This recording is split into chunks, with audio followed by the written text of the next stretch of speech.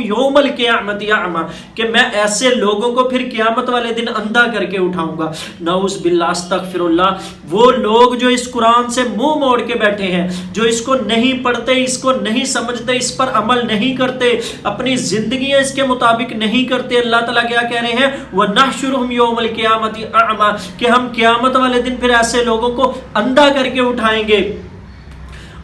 قال رب لما حشرتنی اعما، وہ لوگ کہیں گے کہ اے ہمارے رب، اے ہمارے اللہ، ہم تو دیکھتے بالتے تھے، آج تو نے ہمیں اندھا کر کے کیوں اٹھایا؟ تو اللہ تعالیٰ پھر اسی قرآن کی طرف ہمیں بلاتے ہیں، پھر کہتے ہیں قال کذالک اتتک آیاتنا فنسیتها وکذالک اليوم تنسی، کہ تم نے دنیا میں اس قرآن سے، اس نصیحت سے، اس ذکر سے، اس زندگی کی گائیڈنس سے، اس سے منہ موڑے رکھا، تو آج ہم نے تجھے اس لیے اندھا کر کے اٹھایا ہے کہ تیرے پاس ہماری آیات آئی تھی، تمہارے پاس میرا یہ قرآن آ گیا تھا، تمہارے پاس پہنچ چکا تھا، تم نے اپنی زندگیوں کو، اپنی معیشت کو، اپنی معاشرت کو، اپنی صحیح سیاست کو اس کے مطابق نہیں کیا، اس لیے آج ہم نے تمہیں اندھا کر کے اٹھایا ہے. اللہ اکبر. اللہ تعالیٰ کس طرح ہمیں اس قرآن میں، اسی قرآن کی طرف بلا رہے ہیں کہ وَمَنْ أَعْرَضَ عَنْ ذِكْرِي فَإِنَّ لَهُ مَعِيشَةً ضَنكًا وَنَحْشُرُهُمْ يَوْمَ الْقِيَامَةِ أَعْمَى قَالَ كَذَلِكَ أَتَتْكَ آيَاتُنَا فَنَسِيتَهَا وَكَذَلِكَ الْيَوْمَ تُنسَى، کہ اس وجہ سے کہ تمہارے پاس میری نصیحت، میری آیتیں آئیں، تم نے اس سے منہ موڑے رکھا، تو آج ہم نے تمہیں بلا دیا، آج ہم نے تم سے منہ موڑ لیا، آج ہم نے تم کو اندھا کر دیا. تو یہ اس قرآن سے منہ موڑنے کی سزا ہے جو اللہ تعالیٰ ہمیں قیامت والے دن دیں گے. اور صرف یہی سزا نہیں، آپ دیکھیں کہ نبی صلی اللہ علیہ وآلہ وسلم بھی اس شخص کے لیے، ان لوگوں کے لیے، اس قوم کے لیے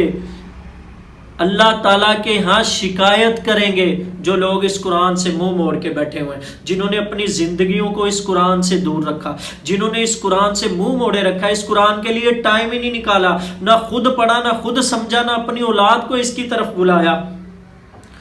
نبی صلی اللہ علیہ وسلم سورہ فرقان میں اللہ تعالیٰ فرما رہے ہیں وَقَالَ الرَّسُولُ يَا رَبِّ إِنَّ قَوْمِ اتَّخَذُوا هَٰذَا الْقُرْآنَ مَحْجُورًا، کہ اے میرے اللہ، یہ میری قوم ہے، یہ میری وہ قوم ہے جس نے اس قرآن کو چھوڑ رکھا تھا. هَٰذَا الْقُرْآنَ مَحْجُورًا، جس نے اس قرآن کو پیٹھ پیچھے پھینکے رکھا، جنہوں نے اس قرآن کو چھوڑے رکھا تھا. اب قرآن کا چھوڑنا کیسے؟ آپ لوگ خود سمجھدار ہیں، آپ لوگ خود سمجھے کہ اس قرآن کو آج ہم نے کس طرح چھوڑا ہے. نہ ہماری معیشت میں، نہ معاشرت میں، نہ سیاست میں، نہ عدالت میں، نہ اس کے مطابق عدالتوں میں فیصلے ہوتے ہیں، نہ ہمارے گھروں میں اس کے مطابق عمل ہوتا ہے. ہر طرف اس قرآن کو ہم نے پیٹ کے پیچھے ڈالا ہوا ہے. تو نبی صلی اللہ علیہ وآلہ وسلم جن سے ہم گمان کرتے ہیں کہ وہ قیامت والے دن اللہ تعالیٰ کے سامنے ہمارے لیے سفارش کریں گے، وہ ہماری شفاعت کریں گے، ہم ان سے یہ گمان رکھے ہوئے ہیں اگر وہ شفاعت کرنے والے ہماری شکایت کر دیں اللہ تعالیٰ کے سامنے،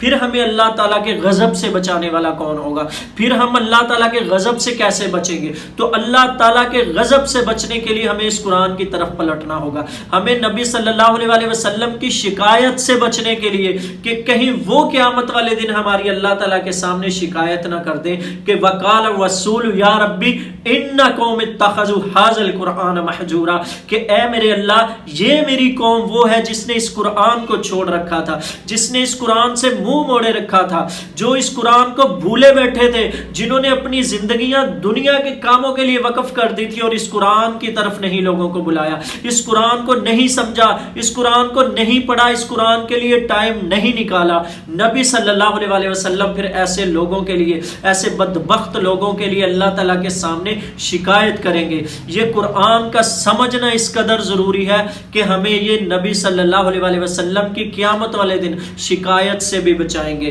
یہ قرآن ہماری سفارش کرے گا. نبی صلی اللہ علیہ وسلم نے فرمایا کہ یہ قرآن سفارش کرے گا، اللہ تعالیٰ کے سامنے جھگڑے گا، اللہ تعالیٰ کے سامنے بات کرے گا اس بندے کی طرف سے جس نے اس قرآن کو تھاما کہ یا اللہ یہ راتوں کو میرے لیے جاگتا رہا، اس نے راتوں کو اٹھ کر میرے لیے تلاوت کی. یہ قرآن بھی شفاعت کرے گا. پھر نبی صلی اللہ علیہ وسلم بھی شفاعت کریں گے اور شکایت نہیں کریں گے اس شخص کی جو اس قرآن کو تھامے گا، جو اس قرآن کو پکڑے گا، جو اس قرآن کے مطابق اپنی زندگی کو گزارے گا.